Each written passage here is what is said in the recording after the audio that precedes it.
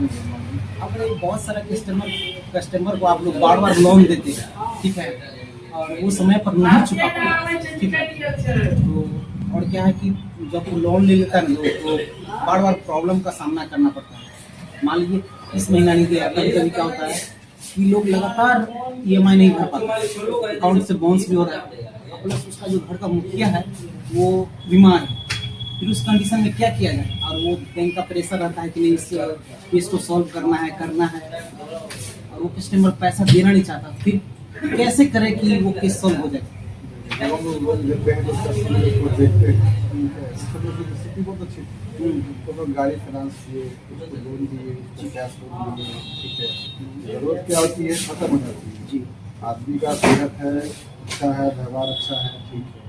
अब अगर कुछ कंडीशन खराब हो गया, सामान बीमार पड़ गया, उसका फैमिली मेम्बर की तबीयत खराब है, तो बैंक ऐसा नहीं है कि सीधा कहता है कि EMI नहीं दिया जाता उस पर शहर जाने।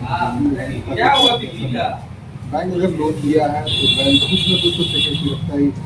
जैसे हम लोन बाइक पे दिए तो बाइक रिकवर करेंगे, बाइक नहीं है, ठीक है, तो ऐसा नहीं कि उसकी अब ज़मीन ले ली जाएगी इसलिए।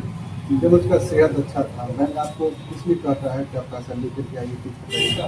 जब उस सेहत में था, जमीन के पास हेल्थ था, बैंक में था, पैसा भी था, और जब ज़्यादा कमा रहा था तब तो बैंक एडवांस नहीं दिया कभी पैसा। यहाँ सर आप हम ज़्यादा कमा रहे हैं, आपको हम पैसा जो है देंगे से एडवांस नहीं, बैंक बताता है तो हर महीने आपको कुछ EMI उस कंडीशन में कस्टमर को समझना पड़ेगा कि हाँ हमको बैंक ने लोन दिया, लोन दिया, लोन दिया, अच्छा गाड़ी हर चीज़, तो उसको एक महीना में कोई दिक्कत आ गई, दूसरे महीना में दिक्कत आ गई, तो 2 महीना 3 महीना में 3 महीने का अगर किस्त दे दिया है तो बैंक कहता है कम से कम 3 महीने भी आप दीजिए, ताकि बैंक भी बचा रहे, आप भी बचे रहिए, आपकी भी नौकरी बची रहे, ऊपर वाले की भी नौकरी बची रहे। चलिए ठीक है सर, आपका कहना सही है। और बहुत कस्टमर जो होता है वो तो एकदम थिरथर होता है, वो कहता है कि हम 3 महीना हो गया तो हो गया, हम DPD में है तो है, लेकिन नहीं देंगे। कंडीशन में उसको नोटिस किया आता है, बैंक नोटिस करता है, और नोटिस करने के बाद उसको जवाब देना पड़ता है, अगर जवाब नहीं देता है तो हम नोटिस के बाद उसके बाद क्या सर ऐसा कस्टमर को करना चाहिए, जिद पकड़ना चाहिए कि हम नहीं देंगे? ऐसा कस्टमर को बिल्कुल नहीं करना चाहिए।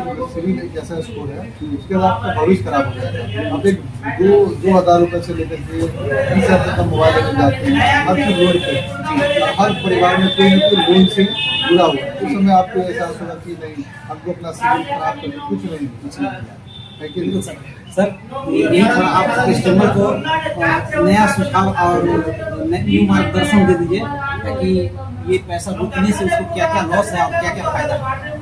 बस उद्देश्य यह है कहने का कि आप लोग अगर बैंक से लोन लेते हैं या मोबाइल लेते हैं, अपने सिविल स्कोर को बनाए रखें, ताकि भविष्य में आपके साथ साथ आपके बाल बच्चों का भी सिविल अच्छा रहेगा।